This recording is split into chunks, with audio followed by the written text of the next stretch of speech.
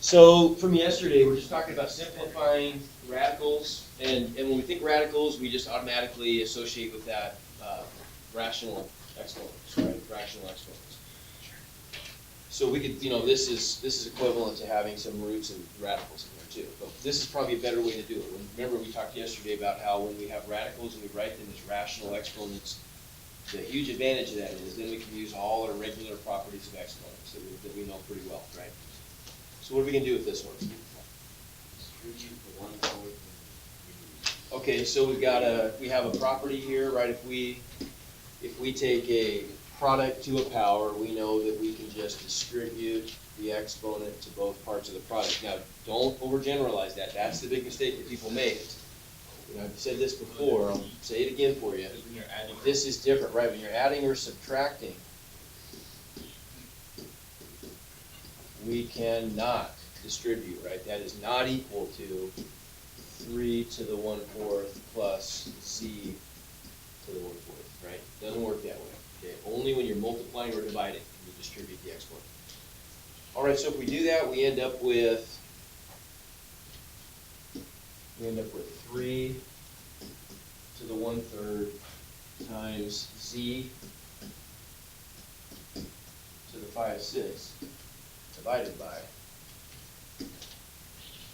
3 to the 1/4 times z to the 1/4. Now what? Okay, and the reason being that we've got, if we divide like bases, I've got two pairs of like bases, right? I've got the like base 3 and I've got the like base z. And I want to just combine I want to take advantage of the fact that I've got like bases. When I divide like bases, I subtract exponents, right? So then we'd end up with 3 to the 1/3 minus 1/4 times z to the 5/6 minus 1/4. And all I got to do is just combine those fractions, right? And possibly simplify the fractions if I can. So what is 1/3 minus 1/4? What's our common denominator? 12. So that's how many 12s? 4 12s minus 3. So I get 1/12. Okay.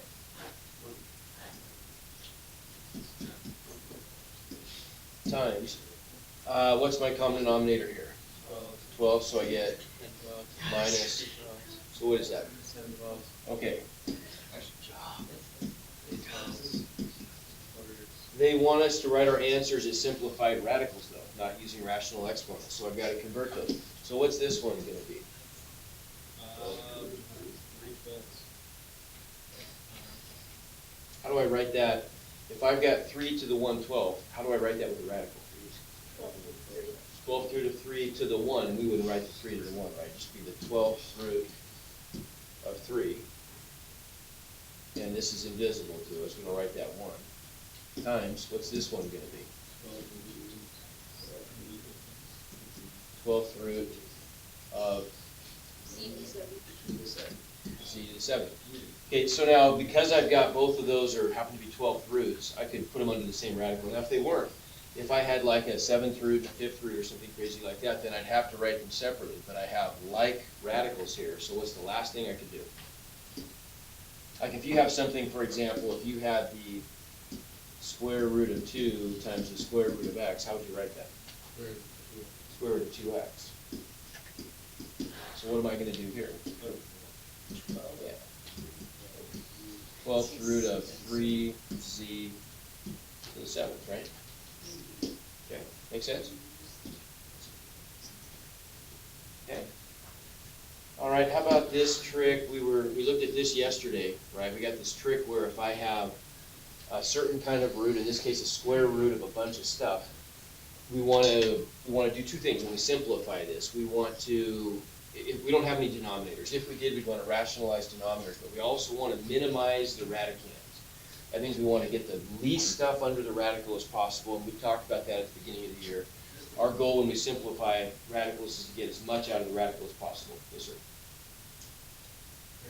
Am I recording? Good question. I am. Thank you, though. Yep. Okay, so what about this one?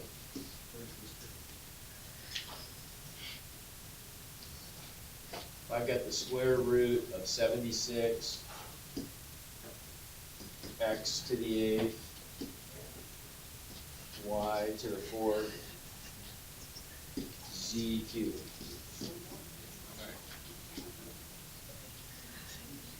So what's my trick with that? What am I going to do when I'm simplifying a radical like this? There's really 4 elements you got to deal with. The number, got to deal with the x's and the y's and the z's, right? Which one's the hardest of the 3? The number, yeah, the number. And it's not very hard, but the number's the hardest. The variables are easy. What's our trick for the variables? The variables?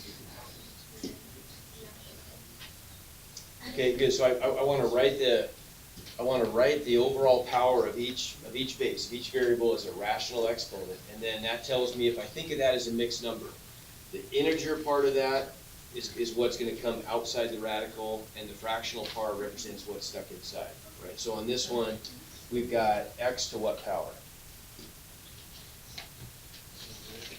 I've got x to the 8th. Now this is a square root, so if I write that as a rational exponent, what's that going to be? So the 8 over 2,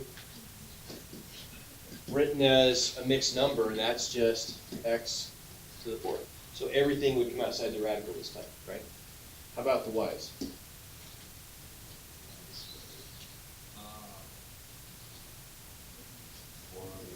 Y to the 4 over, remember I've got an invisible 2 sitting up there on my radical, it's a square root.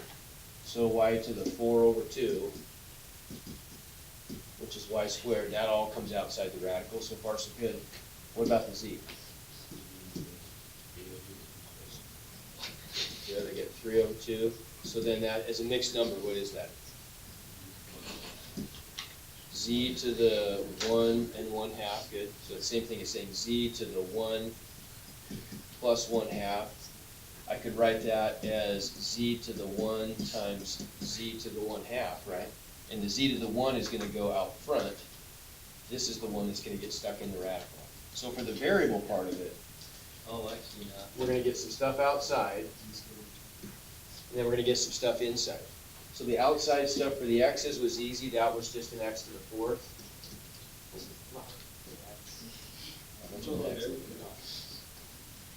Nothing inside. For the y's, we got a y squared. Outside, nothing inside. For the z's, we got a z to the 1 outside. Now, how do I do this one? How do I do that one inside? How do I represent that inside the radical? I'm hearing z to the 2 and z to the 1. Z to the 1. Okay, what about the 2? Where's that? Okay, that's the radical there, right? So we know that whatever's on the bottom of the fraction, the denominator, corresponds to what kind of radical it is, right? Now, if we're talking about square roots, we need to have a 2 on the bottom because it's a square root, right? And we do. So in the mixed number, we're always going to get some integer, or some whole number, actually, plus the denominator over 2, right? Has to, right? Because we're dividing by 2. We can start off with some number divided by 2. And so inside, we would get our z to the 1/2, right? Everybody see that? I need to leave a little room for the number, though, don't I?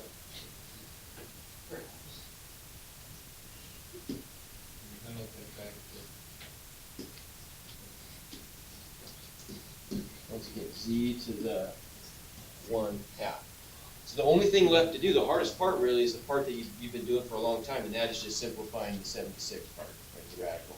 So let's do it up here. If I take 76 and I try to make, let's try to make a smart factor tree out of this. Let's try to pick numbers if you can. We just need to get couples and singles, right? The couples go out, singles stay in. See if we can get the biggest couples possible. Like if we get, for example, what I mean by that is, if I could have a couple of 8s instead of having a couple of 2s and a couple of 2s and a couple of 2s, it's a lot easier, right? I'd rather have big couples than a bunch of tiny couples. It's going to work both ways, but it makes it a little bit easier. I'd rather break things down as I don't want to go all the way to prime factors if I don't have to, right? So what can I do with this one? 19 and 4. Say it again?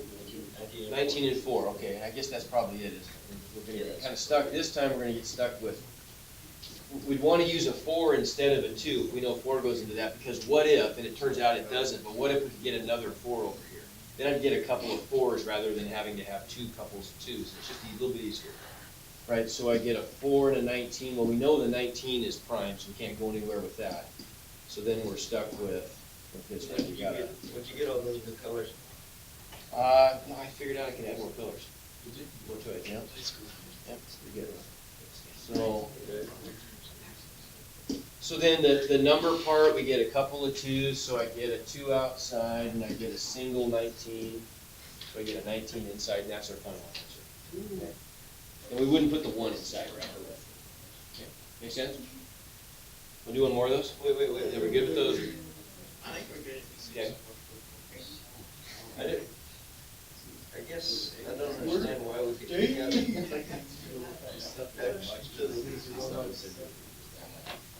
How can we take out the whole X and the whole Y?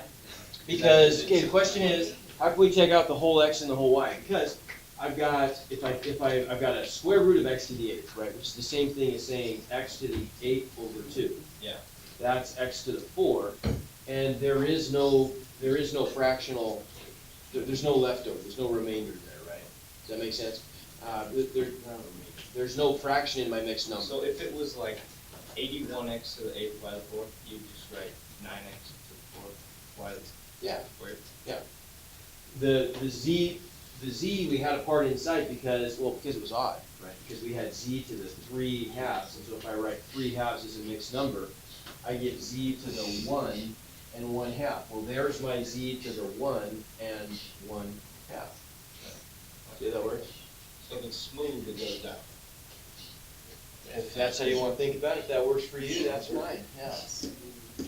Okay, let's try one with cube roots.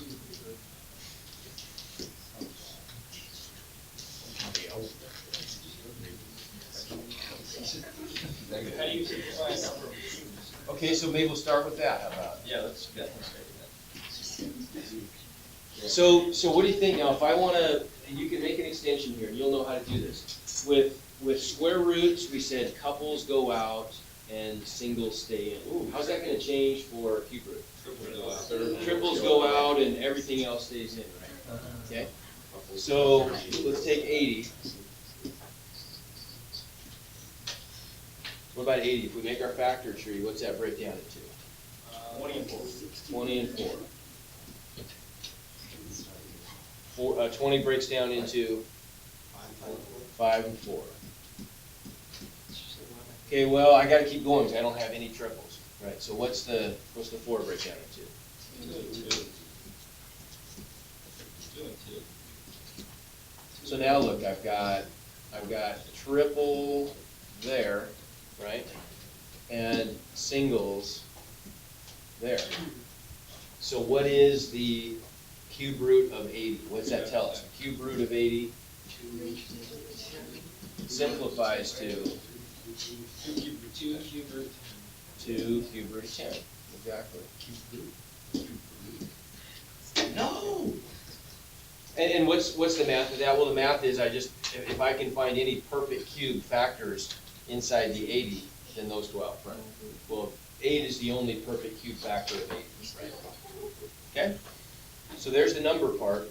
Variable part works exactly the same as it did before, right? So let's look at the variables. We've got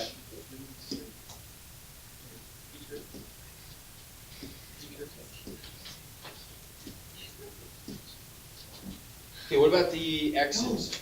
Hey, is this gonna work? I'm starting to wonder if this is a good idea. Yeah, it's a great idea. I don't know about that. Do you have a staple remover? I do not have a staple remover. Okay, so what about this? I've got x to the what power? 7/3. Okay, so x to the 7/3. If I write that as a mixed number, what is it? X to the 2 and 1/3. So if I want to make my list of what's out front and what's inside, well, I guess we took care of the numbers. We got a 2 outside and a 10 inside.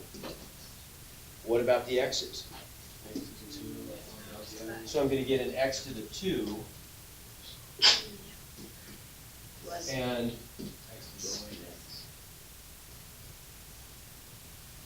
1/3. Right? You see that? Okay. What about the y's?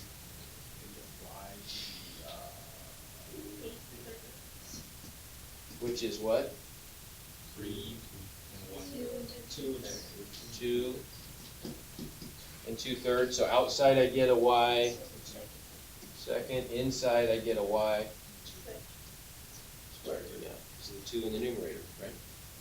And then last one. If I've got a z to the 6th, what's that? Or z to the 6 thirds, what's that? Z squared. That's it. Okay. So the only thing you could have, I didn't put one up here like this, but just something to think about. The only place I can see where you would maybe have an issue with this is let's do a simple one. What if we had something like the 4th root of 48 x to the, let's do x to the 10th, y to the 3rd. Okay. So what about the 48? What's going to be our rule here? Quadruples go out, everything else stays in, right? So we do our 48. What's 48 break down into? 16 and 3. And 16, if we think about 16, what is 16? It's 2 fours. What is that something to a power? 2 to the 4th, right? So if we think of this as 2 to the 4th, oops.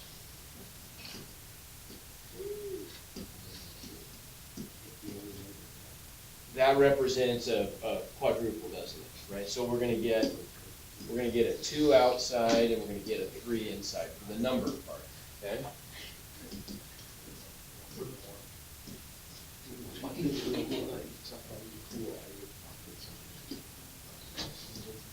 Okay, what about the variables? This is the one thing I want to just make one additional point, because we want to write this, ideally we'd like to write this as one big radical. Okay, so let's say the instructions tell us we want to write this as a simplified 4th root. Okay? What about the x's? What's my power of x? Okay, so what is that as a mixed number? It's 2 and 2/4, which would be 2 1/2, right? But if we're wanting to write this specifically as a simplified 4th root, I got to keep the 2/4, right? So I'd end up with an x to the 2 and 2/4, right? And then finally the y's. What do I get for the y's? 3/4. Y to the 3/4. There is no integer part of that, so that's a your answer. Okay. All right. So what about this? What if and this is really, really the rest of the stuff is only one thing that maybe we got to talk about, and the rest is pretty easy too. What if we're multiplying radicals like this? Well, what would I do? And I want to write the answer as a simplified radical. What's going to be our thinking on this? Kind of the same thing we did have. Okay, and how'd we get that? Then we started off with y to the what? Oh no, you said it, 6/2. Never mind. I'm saying something else. Yeah, you got it. So y to the 6/2. Well, the point being, we're going to convert these into rational exponents because they're easy to combine, right? So we get y to the 6/2 times y to the 3/2, which is y to the what? If I multiply like bases, I add the exponents, so I get 9/2. And so then that is equal to what as a mixed number? 9 4/2. 4 Oh. and 1/2. So I end up with y to the 4 and 1/2. Right? Okay. Okay, same kind of thing here. We could probably skip this one. Same thing. Okay, what about this though? Last issue. Okay, a couple of these to deal with. If we're taking quotients of radicals. Now the instructions are going to say simplify these. Of course, we want to have minimum radicands, we want as much out of the radical as possible, but we're also supposed to rationalize denominators. What's that mean? Rationalize, say it again? Lieutenant's in the basement, here we There's a go. tent right in the basement. There is a tent right there. Okay, so. Why are you camping? So first thing we'd want to do Make is, no sense. okay, so the first step would be, can we, inside that radical, can we just reduce that fraction or something, right? Because we're working inside one big square root. Like what if we had something like the square root of 12x cubed over 4y? Well, 12 over the 4 reduces to a 3 right away and makes our lives easier, right? So we want to see if we could make things simpler right away by just working inside the radical. Okay, we can't over here though, can we? Right? So if we can't do that, what's our next step? We take the square root of a fraction or a quotient. What do you do? Yeah, we just split it up into separate square roots. So we'll get the square root of 27x cubed over the square root of 2y. Okay? All right, so now what? How are we going to do that? Okay, right, so we know that in order to get stuff out of a square root, we got to get couples go out, right? So we need to get some couples in the denominator, but I have to treat the numerator and the denominator the same. I got to multiply by 1. So I'm going to multiply top and bottom in this case by, I need a couple of 2's, so I'm going to need a square root of 2 on the top and bottom, right? So we need a couple of 2's, and I also need a y this time, don't I? Right? And then that gives me the square root on the top. I'm going to get 2 times 27 is 54 x cubed y divided by on the bottom 2y. And then all I've got to do now is the same stuff I was doing before on the top. Just simplify that radical. And then I can reduce anything, cancel any common factors when I'm all done, for example, if they're worried. Okay. Are we okay with that? Do we even need to go further with that? Okay, I can. So on the top then, this part right here, we've just got to do what we did before. So how about the 54? If I break 54 up into factors, what do I get? 9 and 6. Okay, the 9 becomes 3 and 3. And the 6 is going to be a 3 and a 2, right? Yeah. So we can probably already see that I'm going to get a couple of 3's, and I'm going to get single 3 and single 2's, which is the single 6. All right, so then on the top, outside, we're going to get a 3. Inside, we're going to get a 6. Now, what about the x cubed? I've got a square root of x cubed, so what's that? X to the what? 3 halves. I get 3 over 2.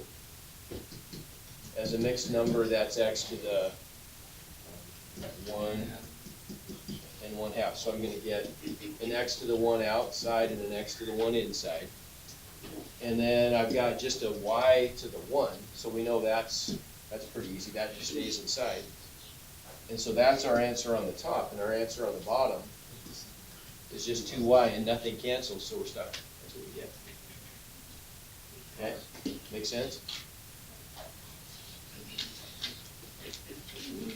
Okay, there's our answer. The middle. Okay. So it would be on the top. What- Could be What do you mean? like the 3x would be on the top right. Oh, it could be. Doesn't make any difference. Either way, makes no difference. Okay, what about this one? What am I gonna do here? The 10 out of the basement. 10 out of the basement. Yes. Okay, 10 out of the basement.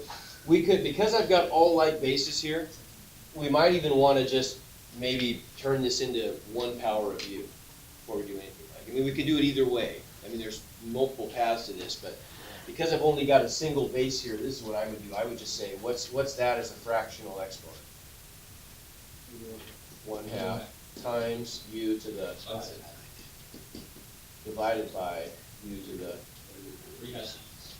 Okay, well, that's pretty simple, right? We know we've got a product and a quotient of like bases. So we're gonna add the fractions on the top and then subtract the 3/2 from that, aren't we? On the top, we're just gonna get a u to the 1/2 plus 5/2 divided by u to the 3/2. So that just gives me u to the 3 minus 3/2, which is what? U to the, It's 3 minus 3/2. so 1/2. Yeah, 3/2, which is u to the 1 and 1/2. So did everybody agree then I'm gonna get a u to the 1 outside and a u to the 1 inside? Yep. Okay. So that. Okay, last one. So what about this? Now, on this one, I've got a whole bunch of different kinds of radicals. This is probably the hardest one, right? But we're gonna use the same approach we just did. We just wanna turn this into, are we looking at, I didn't include the instructions, but I can't remember what we're looking for here. We're looking for simplified radicals, okay. And it doesn't say anything about having to, we just want simplified radicals. It doesn't say we gotta write this as a specific kind of radical. We can just write the 2's separately from the z's as the smallest radicals possible, okay? So there's only, well, I guess we have 2's and z's. So what about the 2's? If I write those as fractional exponents, what do I get? 2 to the 1/3 times 2 to the 1/6, okay? What about the z's? Divided by, okay.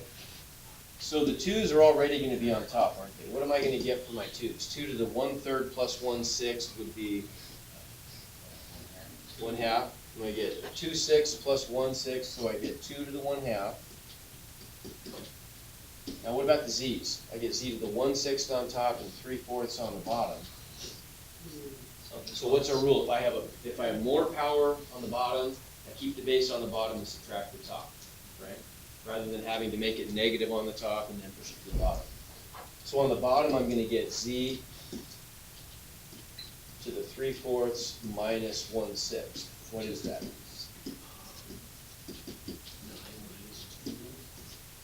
So I'm gonna get common denominator of 12. So I'm gonna get 9/12 minus 2/12, 7/12.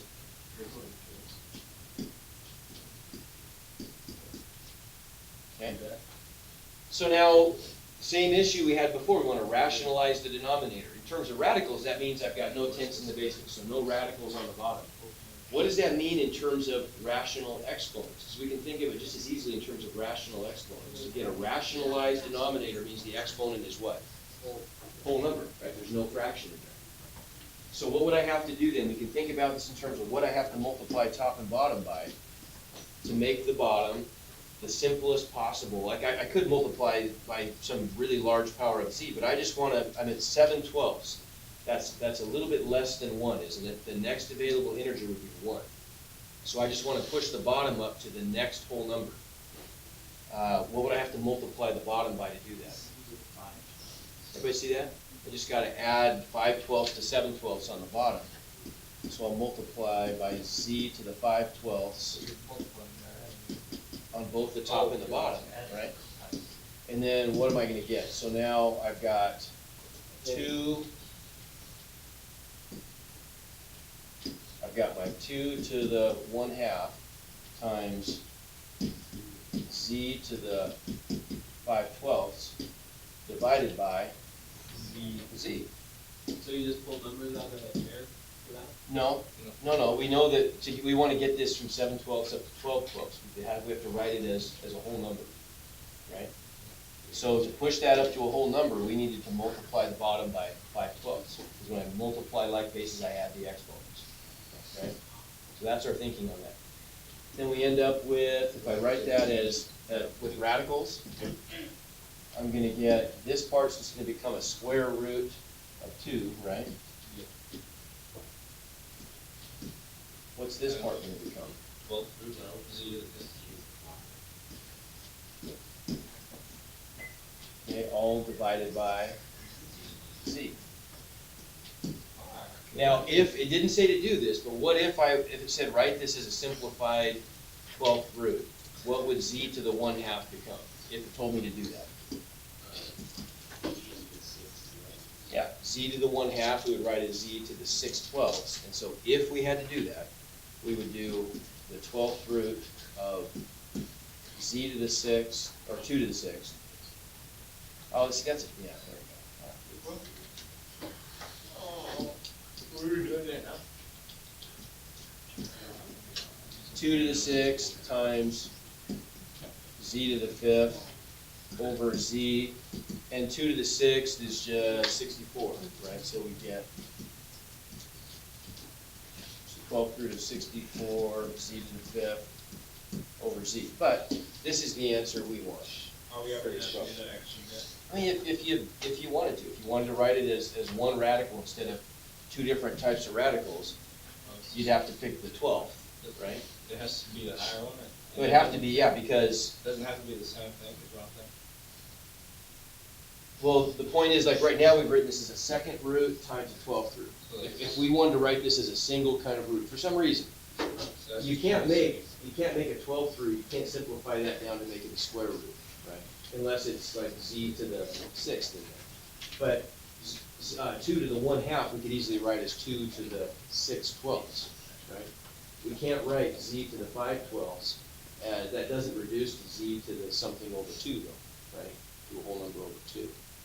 So if you wanted to, you'd have to just crank this one up from a 1/2 to a 6/12, and then you got both powers to the, you got both of the bases to something over 12. So you get a common 12th root there. Okay? But I'm not asking you to do that. The answer on this one, if I pull out the answer, I'm pretty sure that's, yeah, that's, Try to avoid 2's and z's in the same problem. yeah, that was a little confusing, wasn't it? Yeah. Okay? All right. Good morning.